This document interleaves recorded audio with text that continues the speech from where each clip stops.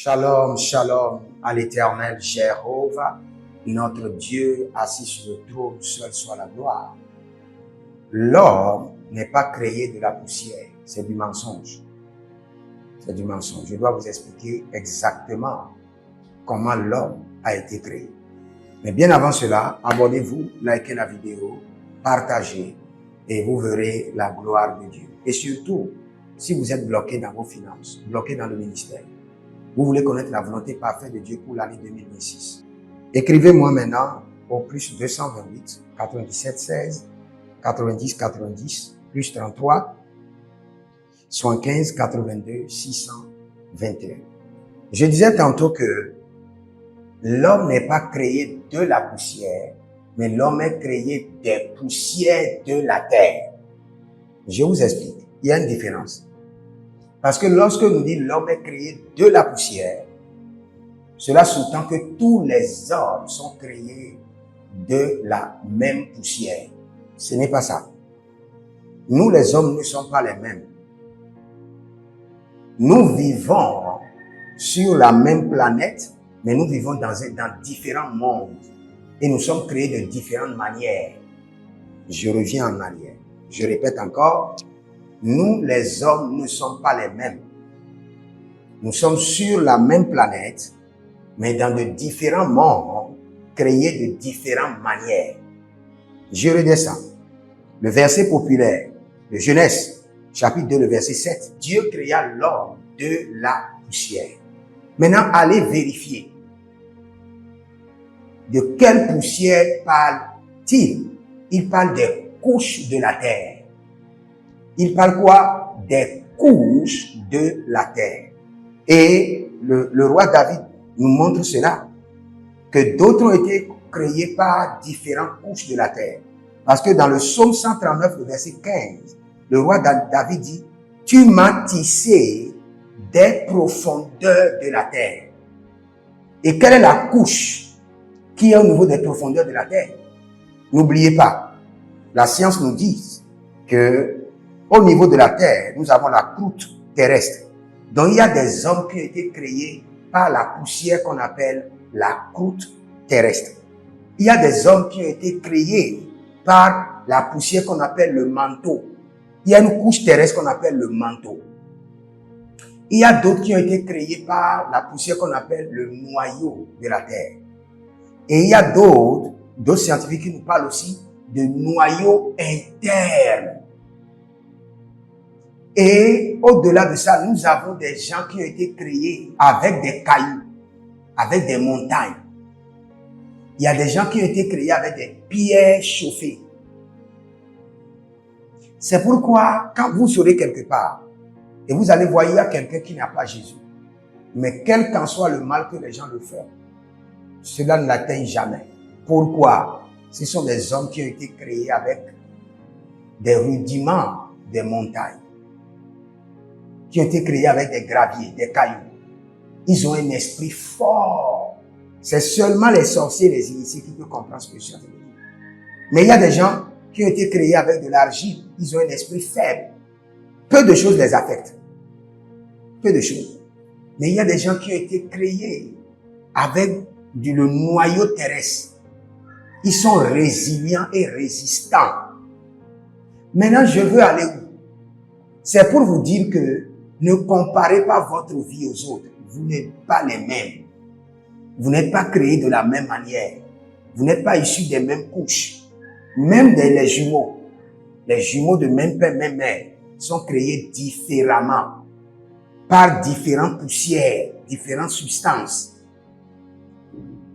Votre destinée est unique. Ne dites pas, telle soeur s'est mariée et moi je suis là. Non. Tu as ta vie, la soeur a sa vie.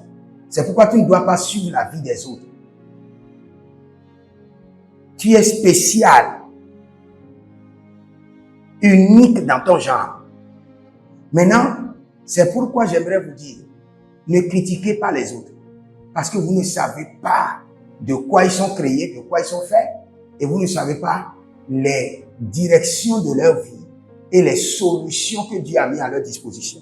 Je vais lire un verset afin de clarifier quelque chose. Je crois 1 Corinthiens chapitre 12, un verset connu de tous. Il dit, il y a diversité de dons, mais le même esprit. Je peux vous dire qu'il y a diversité d'hommes, avec diversité de problèmes, avec diversité de solutions. Mais c'est le Saint-Esprit qui solutionne tout le monde. Donc, il y a des hommes qui sont différents, qui ont des différents problèmes, qui nécessitent différentes solutions. Les hommes ne sont pas les mêmes, ils n'ont pas les mêmes problèmes et ils ne nécessitent pas les mêmes solutions. Comprenez la vie ainsi. Vous êtes différent de votre frère, vous avez différents problèmes et vous nécessitez différentes solutions. Même s'il arrivait que vous avez les mêmes problèmes, il serait parfois difficile que vous ayez les mêmes solutions. Une clé qui ouvre toutes les portes de la maison est une clé bandite, est une clé qui doit être jetée. Chaque personne a son unicité. Et c'est ce que Dieu a fait. Maintenant, il dit diversité de ministères, mais le même Seigneur. Diversité d'opérations, mais le même Dieu qui opère en tous. C'est pour vous dire que quand le Seigneur vous parle d'une solution, la seule chose que vous devez vérifier, cette solution porte-t-il atteinte à la Seigneurie de Jésus? Vous conduit-il à l'idolâtrie? Sinon, mettez la solution en place. Je vois des gens qui sont malades, on leur dit, bon, on doit faire cette feuille-là. Et la personne dit, non, je suis chrétien. Tu vas mourir. Tu vas mourir bêtement. Il faut vérifier si ce qu'on te propose porte atteinte à la Seigneurie de Jésus et te conduit à l'idolâtrie. Si cela est ainsi, dis non. Mais si cela n'est pas ainsi, n'oublie pas, diversité d'hommes, diversité de problèmes, diversité de solutions, mais qui doit rester sous la Seigneurie de Jésus, par le Saint-Esprit. Si tu as un problème et le Seigneur te révèle quelque chose à faire, si le Seigneur te dit, fais une libation dans ta boutique, ne dis pas, moi je suis un enfant de Dieu, je ne peux pas faire la libation. Non. Si le Seigneur te dit, fais une libation, et ça répond à la solution que le Seigneur te donne, et ne porte pas atteinte à Jésus, et ne te conduit pas à l'idolâtrie, fais ta libation. Parce que la couche de la terre où tu as été prise a besoin de libation pour rester en accord avec toi pour libérer ta bénédiction. Je viendrai pour enseigner sur quelque chose qu'on appelle les actes de consentement spirituel. Les actes de consentement spirituel. Vous êtes tiré de la terre et vous devez rester toujours en union avec la terre parce que vous finirez avec la terre. Si le Seigneur te dit, bon, pour ta boutique, fais une libation d'huile devant ta boutique. Fais une libation d'huile d'onction. Fais une libation de lait. Ne dis pas, non, je suis un enfant de Dieu. Christ a tout accompli. Non. Christ a accompli tout dans le règne élevé et dans le ciel. Et sur la terre, ce qui est accompli doit être transféré par des révélations, par des connaissances. Si actuellement tu traverses une situation et le Seigneur t'a dit de faire certaines choses et tu es en train de douter, vérifie maintenant. Si cela porte atteinte à la Seigneurie de Jésus, si cela te conduit à l'idolâtrie, ne le fais pas. Mais sinon, lève-toi et va le faire. Parce que tu n'es pas comme les autres. Vous savez, il y a des gens, on va prier pour eux juste et ils seront délivrés. Parfait. Différents types d'opérations.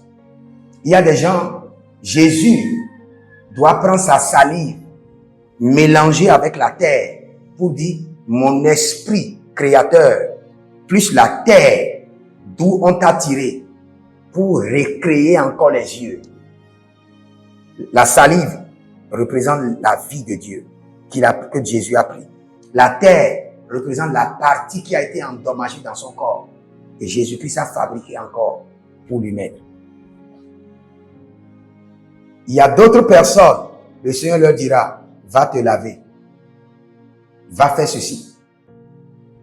Pose-toi la question, vérifie à la lumière des Écritures. Ne suis pas totalement, je te répète, ne suis pas totalement les prédicateurs de la grâce. Tout est accompli. Tu n'as pas besoin de prière, tu n'as pas besoin de sacrifice. Tu n'as pas besoin d'instruction divine, tu n'as pas besoin de révélation. Tu vas mourir et on va se retrouver au ciel. C'est clair. Tu vas mourir bêtement. Ça, c'est sûr. Quand le Seigneur te parle, écoute. Quand un prophète te donne une instruction, écoute. Quand ton pasteur te donne une instruction, écoute. Quand cela porte atteinte à Jésus, tu laisses. Quand cela te conduit à l'idolâtrie, tu laisses. Mais, comprends que l'acte doit se positionner sous la seigneurie de Jésus. Je prends deux personnes, deux boutiques, un païen et un chrétien, et les deux ne vendent pas. Et le marabout a demandé au païen de faire une libation de vin. Le prophète a demandé à l'enfant de faire une libation du vin qui représente la Sainte Seine à la terre. L'enfant de Dieu se tient ici. Il dit, au nom de Jésus-Christ de Nazareth, je fais la Sainte Seine à cette terre. Terre, ô terre, écoute-moi. Bois le sang de Jésus, libère ma bénédiction. L'autre reste là-bas. Il prend son vin. Il dit, esprit de la nature. Et il commence par appeler les entités. Vous savez la différence? La différence, c'est l'acte prophétique a été mis sous l'autorité de quelle entité, de quel Dieu. Ne jugez pas seulement l'acte prophétique. Ce qui a jugé, c'est l'esprit sous lequel cet acte a été soumis. Quand il s'agit de Moïse, le serpent de Pharaon est disponible. Et il faut que le serpent de Dieu soit disponible. Et si jamais quelqu'un dit, bon, Dieu ne peut pas utiliser le serpent. Jusqu'à aujourd'hui, Dieu peut utiliser le serpent. Dieu peut utiliser le lion, le crocodile. Dans certaines batailles, tu te verras que le serpent est avec toi et en train de combattre pour toi. Ça, c'est le serpent de l'Éternel, le crocodile de l'Éternel, l'éléphant de l'Éternel. J'appelle les enfants de Dieu à comprendre et à sortir de l'ignorance, car la bataille depuis Genèse a été la bataille de la connaissance. Et je reviendrai aussi pour vous enseigner sur les mensonges de la loi. Les mensonges de la loi qui limitent la grâce. Que le Seigneur vous bénisse. Demeurez connectés. Jérémie Naou, l'Éternel a parlé. L'Éternel a agi. Shalom.